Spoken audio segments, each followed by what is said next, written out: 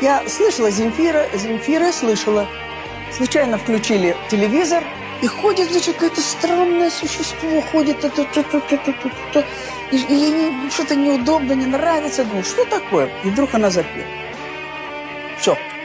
Все, я рам. Пожалуйста, только живи, ты же видишь, я живу тобою. Моей огромной любви хватит нам двоим с головою.